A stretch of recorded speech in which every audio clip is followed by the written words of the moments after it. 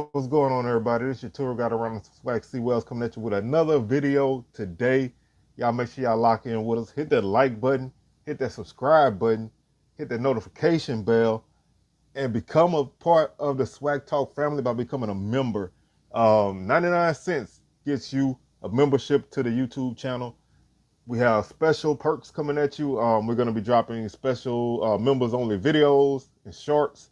I'm going to have rants and reactions to different things that I want to put there. So if you want to get everything, man, become a member of the Swag Talk crew for 99 cents and get down with the get down, man. And so we're going to still be bringing y'all a lot of stuff, swag smoke and everything like that, and all our normal videos. But we also bring y'all that membership tier. So get down with that. Check out the Facebook and Instagram, both Swag Talk, Twitter Swag Talk 76.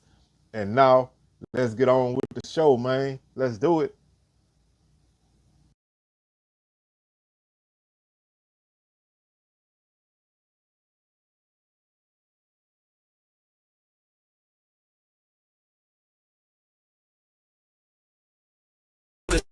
Bojo guy. Wednesday, Sundays, catch the ride. Football hoops, we breaking wide. Stats and facts, truth on high. SWAT talk where the convo's real. From Texas to Florida, we seal the deal. Just pull up, the vibes are real. Chopping it up, we spin the wheel. Hit the corner of the field, we strategize. Breaking the game down, no disguise. Play by play, we analyze. Out where sharp, we magnify. SWAT talk where the convo's real. From Texas to Florida, we seal the deal. Just pull up, the vibes are real. Chopping it up, we spin the wheel. Wednesdays, heat, Sundays, ignite. We talking legends shining bright. Back and forth, day or night. This the plug, we bring the light. SWAT talk where the convo's real. From Texas to Florida, we seal the deal. Cats pull up, the vibes are real. Chopping it up, we spin the wheel.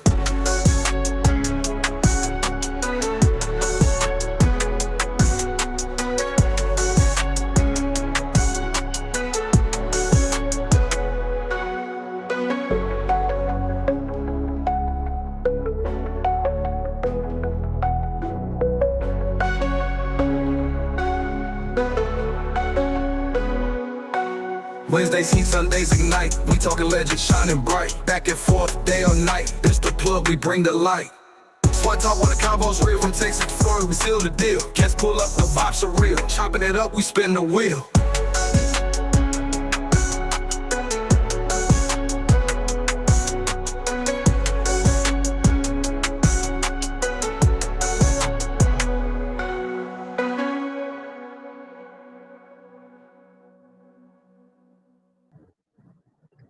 All right, everybody, what is going on? How y'all doing? Welcome to today's edition of Swag Talk, the show we cover the swag inside and out.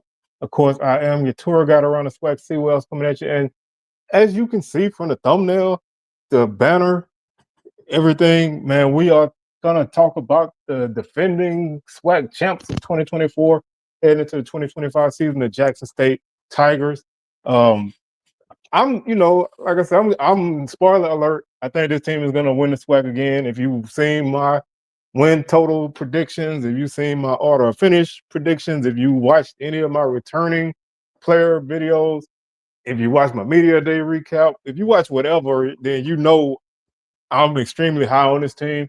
I think I'm almost as sure as anything that this team is going to repeat. But we're going to still talk about this team coming up.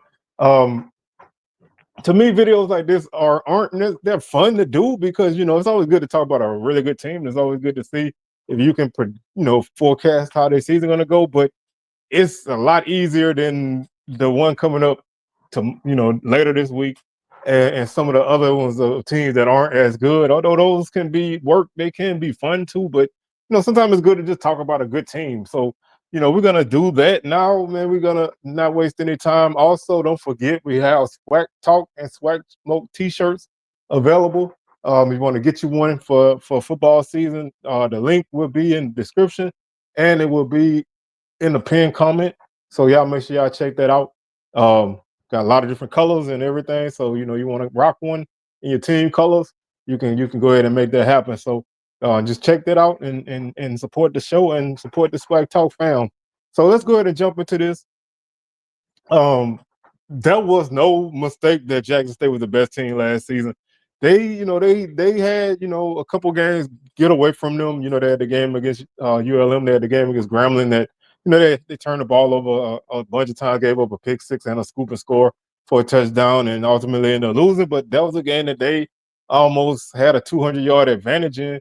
After that, they became a team that figured out how to close the door on teams, and I think when they figured that out, that made them that much better. Which is saying something because this team is pretty much ranked highly in almost every category on either side of the ball. Last season, they led the league in scoring offense at 36.4 points per game. Scoring defense, they were second at 17.1. Total offense, they were second at 403 yards per game. Had 60 touchdowns, which were the most by 15 touchdowns. Uh, they averaged 6.4 yards per play, which led the conference. Defensively, they gave up 273 yards per game, allowed 4.5 yards per play, which was second in the league, and gave up 28 touchdowns, also second in the league. They led the league in rushing at 213 yards per game, 33 touchdowns, average 5.2 yards per carry. All those numbers led the league. They also led the league in attempts. They ran the ball 571 times. So they ran the ball almost 100 times more than Southern, who was the second place team. The team was not afraid to run the football last season. Second in run defense at 110 yards per game, gave up 14 touchdowns, 3.4 yards per carry. Again, those numbers all were second in the league, and they were seventh in passing offense. Which when you don't when you run the ball like they do, you don't necessarily have to throw the ball. You throw it when you want to, and they threw the ball for big plays. They averaged 8.6 yards per pass, which was actually the highest number in the league. So they did not throw the ball a ton. They threw the ball 309 times, which kind of was like in the mid range. That was actually the ninth in the league, tied with Alcorn, who is a team that I always consider a team that could not throw the ball. But statistically, their numbers weren't that different, but they were more efficient with those attempts, throwing for 2,650 yards, which was fourth in the league. And like I said, 189 yards per game, had 27 touchdowns, which led the league, and 10 interceptions. Defensively, they were third in pass defense at 162 yards per game, had 14 touchdowns allowed, 15 interceptions. The offensive line allowed 21 sacks, which were third in the league. Defensively, they were second in sacks at 37. Like I said, they were second in interceptions. They were actually eighth in forced fumbles and sixth in fumble recoveries. When you look at what they did on third downs, which is always important, they were second in the league there at 41%. Second and fourth down defense at 20. I mean, excuse me, third down defense at 29%. They led the league in fourth down offense at 72%. They went for it 22 times, which was the third most in the league, and they were eighth in fourth down defense, allowing 57%. When you look at what the team did in the red zone, they led the league in red zone offense, going 52 or 54. I mean, it don't get much better than that. Um, 37 touchdowns in the red zone, 24 on the ground, 13 through the air, 15 or 16 on extra points. Only one turnover in the red zone. They had an interception. Defensively, they were seventh, 32 or 38, 84%, 22 touchdowns, 11 and 11. Opponents were 10 of 11 on field goals, and they had 4 takeaways in the red zone, 2 fumbles, 2 interceptions, and 2 turnovers on downs. Um, this team was, kind of middle of the pack in penalties. They had 97. Um, they had 97 penalties for 919 yards, which was an average of 65.6 yards per game. So, typically, a good team will have some penalties here and there, and they kind of had that. Um, but ultimately, this was a team that knew how to take care of business, and they learned those lessons throughout the course of the season, and they just continue to get better and figuring out some things, and that leads to going 12-2 and 8-0 in conference. One thing I always like to look at in this series is turnover margin. They had 10 interceptions last season, and they lost 9 fumbles, so they turned the ball over 19 times, and they had 8 fumble recoveries to go with those 15 interceptions. So they did finish. They did finish a +4. So not great, but still, I mean, they, like I said, they had a couple games where turnovers bit them. Mainly the Grambling game was the one that kind of bit them, but they were able to avoid all of that, and they did what they needed to do. And so when you look at what they have coming back, this team is definitely primed for a repeat. Losing Irv Mulligan is a big thing, but you return basically you return three of the top rushers after that. Um, so you're really in a you're really in a good spot there. Also you have Ahmad Miller coming back, Moultrie, uh, Travis Terrell. I think can have a bigger he can have a bigger output this season. It just depends on what they want to do with him. The guy's a weapon. He can be a even bigger weapon on the offensive side of the ball, but he's still a special teams menace. Jacoby and Morgan finished with 321 yards last season and 6 touchdowns. So that's always a factor that you have to count on. If you're a defense, you have to account for that guy getting loose. Uh, and like I said, there are so many guys that can run the ball on this offense. Um, and so when you have that, um, you really are kind of with your back against the wall as a defense. You got a guy like Amari Matthews who's like 5'7", 210, who can steamroll you. But then you also have guys um who are really really big time ballers. I mean, like I said, there's a name that I heard Zoe say on Wild Wayne show that I'm eager to see, and that's a guy named Nate Blunt. I heard that he's like he's the truth. So there's even with those guys they have already, you're bringing in more weapons to add to that run game, and so they're gonna run the football and they're gonna try to take the top off the defense, and they're built exactly for that. They have an experienced offensive line that's gonna continue to open up those holes and protect for the quarterback. Um, and with a guy who, I know a lot of people aren't necessarily head over heels on Jacoby and Morgan, but I feel like this is a guy that knows that this is his offense this season, and you gotta expect him to take that next step.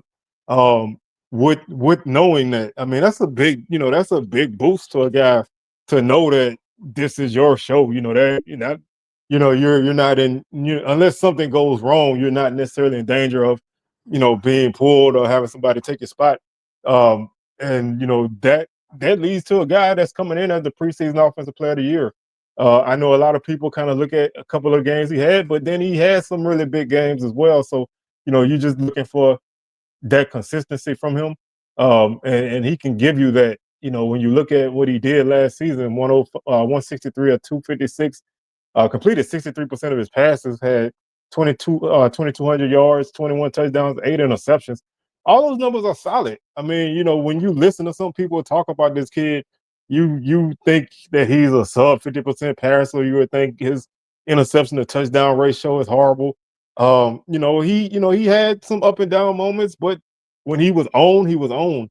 And when you look at when he decides to go to the air, um, just looking at a guy like Jonas Fortillion, who can really make some things happen for your offense. Um, that a guy like that alone can really cause some trouble. But then you add a guy like Nate Rembert, who was an all conference guy, caught over 70 passes, over 1,000 yards. Um, he's gonna, it's interesting to see how he's gonna fit into this. But you also add Shamar Savage from Prairie View, who is another big body receiver, 6'3", 216. Um, really looking for him to kind of break out. Like I said, he's been solid, at times at Prairie View, but hadn't really broke out. And then you have a young guy like, well, not young. I mean, he came he came on late, but you have a guy like Jalen Dupree, who is another speedster that you can get the ball to kind of make some things happen there. And so this offense is loaded. It's loaded with guys. You got an opportunity to put a 6'5" guy in Fortillion and a 6'3" guy out there.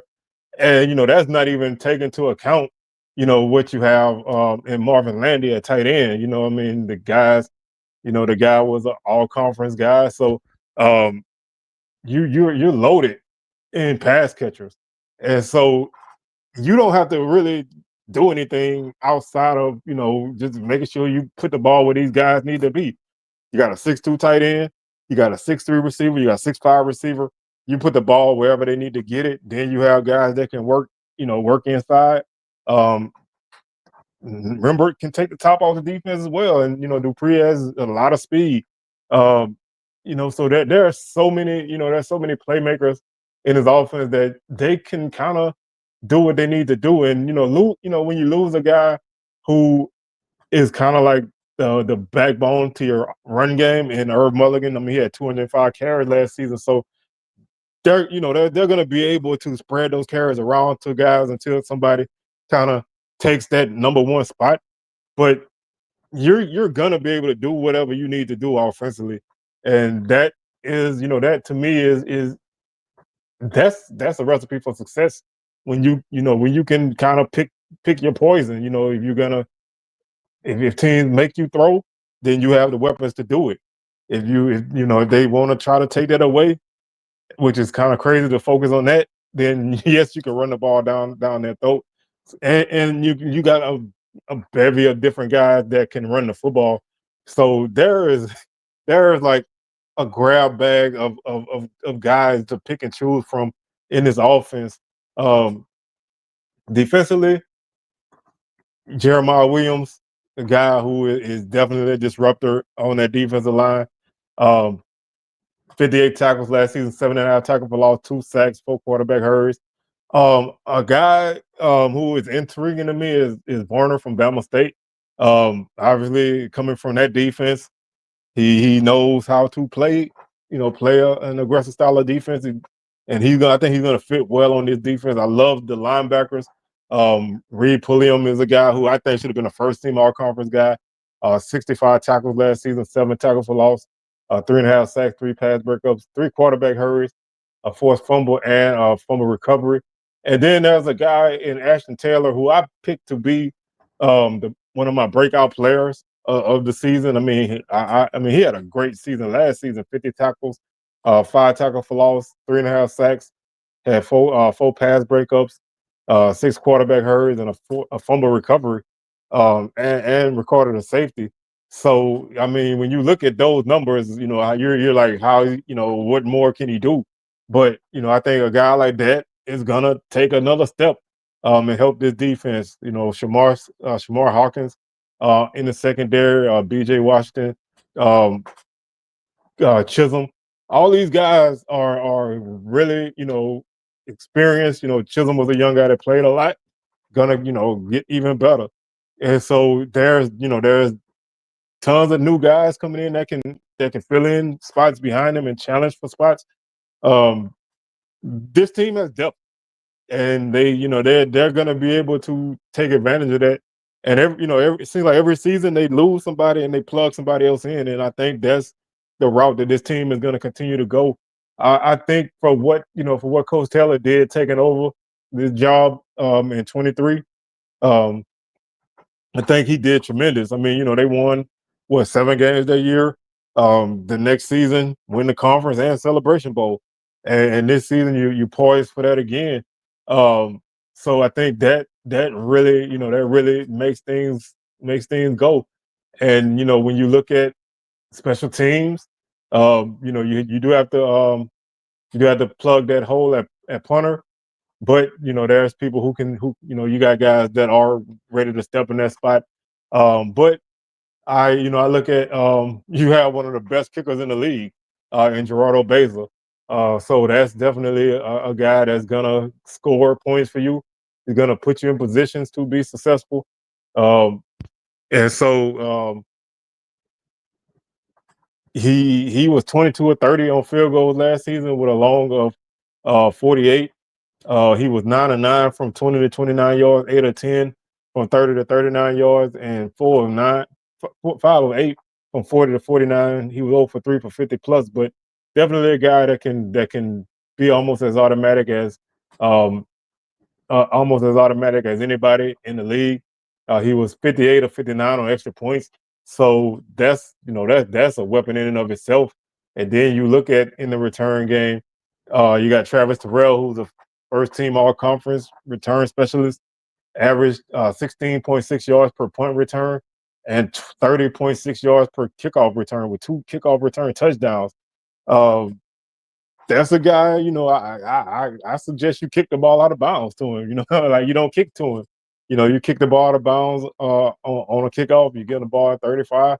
You kick it out of bounds on punts. You let it go where it go, and you don't allow him to give you those extra yards and momentum.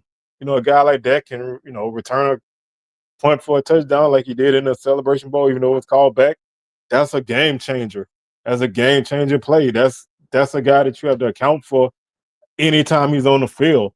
And so that what they that along with what they have on offense is honestly is like you're fighting uphill battle if you're the opponent. So um to me, the only question I really have for this team is can they maintain their focus? I think if anything is going to happen to this team, which I don't predict because, like I said, I gave them a win total of what did I say 10?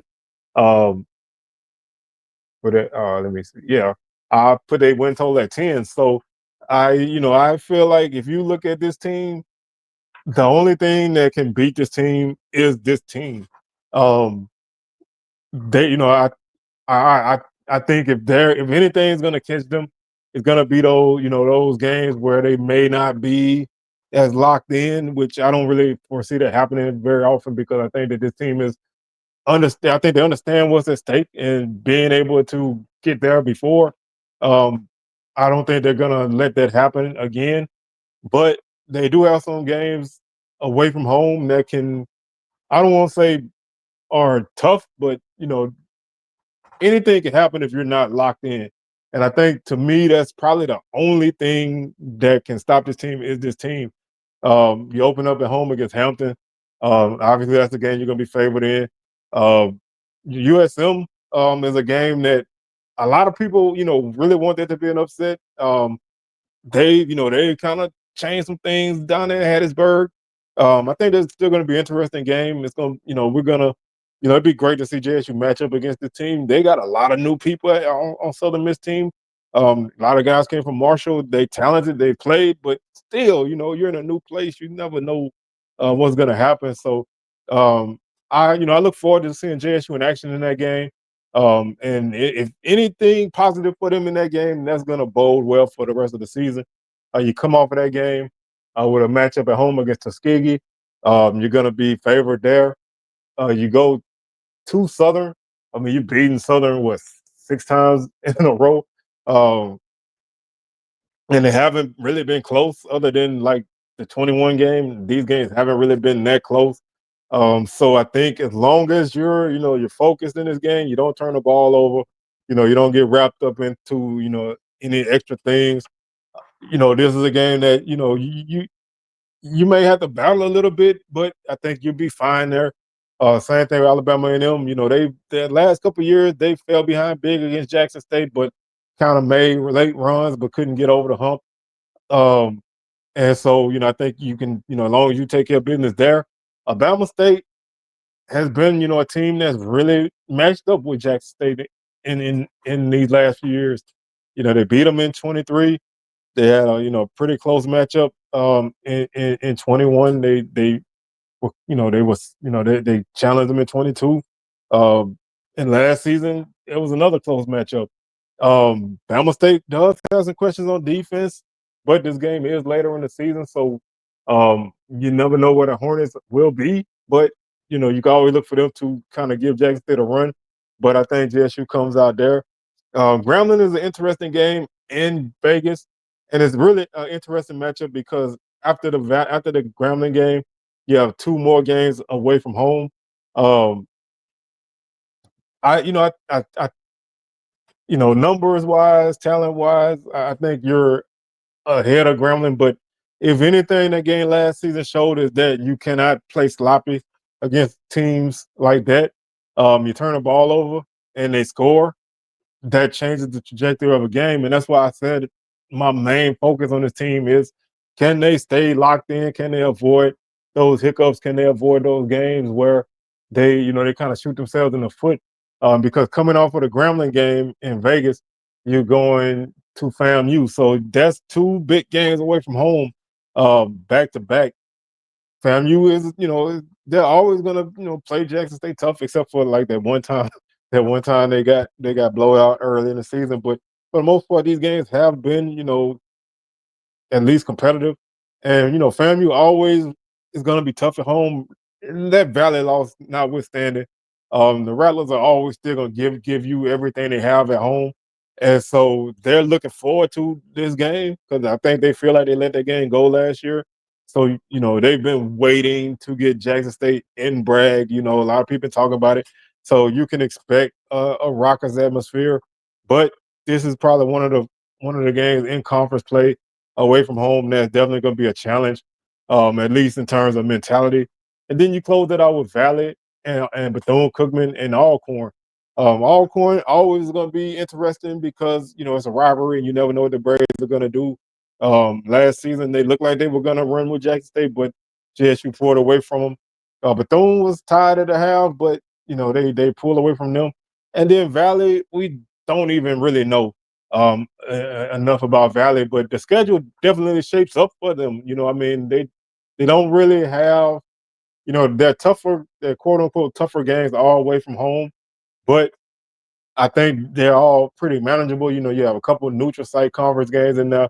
You do have, a couple tough games on the road, so to speak. But if you can play focused football and get through those games, then I don't really see anything stopping this team. Um, I think anything, honestly, man, I think anything below 10 wins is like is like something happened. Of course, somebody can catch you. I mean, this team isn't unbeatable, so of course somebody can catch them. Maybe a trap game, or maybe like I said, somebody's playing out of their mind and they don't play their A game. Of course they can be beaten, but I think anything, I would say honestly, anything less than 9 wins is something. Something went wrong. An 8-win season, something happened. I don't really see this team winning 8 games. I see them at 9 at worst, and 10 most likely. I mean, of course, like I said, SWAC is crazy. Anything is possible. I would love to sit here and say Jackson State gonna win 7 games, and they're gonna do this and this, but it's really a them versus them battle this season. If they stay focused and they stay locked in, they're going to win games. And I don't think it is a stretch to say that they can go undefeated in conference again. Their non-conference slate is manageable. Um, you have Tuskegee and Hampton are games that they should win, and Southern Miss, of course, most people do want them to pull it off. So, I think they're in a positive spot. I think they're in a situation where they just have to take care of business. It's up to people to beat them. Like Bobby Heenan used to say, you're the champ. They have to beat you. You don't have to beat them. So you just have to be prepared to take everybody's best shot. Um, this season you are the hunted. So as long as you handle those mental battles, I think this team will be fine. Um, this honestly was one of those shows where you have to spend time trying to find different ways to say this team is going to be good. You have to find different ways to say, oh, this team, they don't, they don't have a lot of weaknesses. You have to find things to say. Um, and so it's a little tough, but like I said, if this team does what I think they're going to do and what most people think they're going to do, then you're looking at a team that's going to make another run to Celebration Bowl and most likely win it again. Um, that's it, man. Like I said, it's them versus them this season. And so as long as they play smart football, as long as they don't turn the ball over, and they stay healthy. That's a big thing. If they can avoid the injury bug, um, that that is a key to a season like this. When you have a great season, a championship season, you're gonna need those bounces to go your way. You're gonna need the injury bug to go your way. The little things have to go your way, so they have to maintain all those bounces that typically go against you. That to make sure that they go for them. And if that happens, then they'll be right back where they are. So that's gonna do it for today's show, man. We'll be back on Wednesday with our Valley preview. That one should be interesting.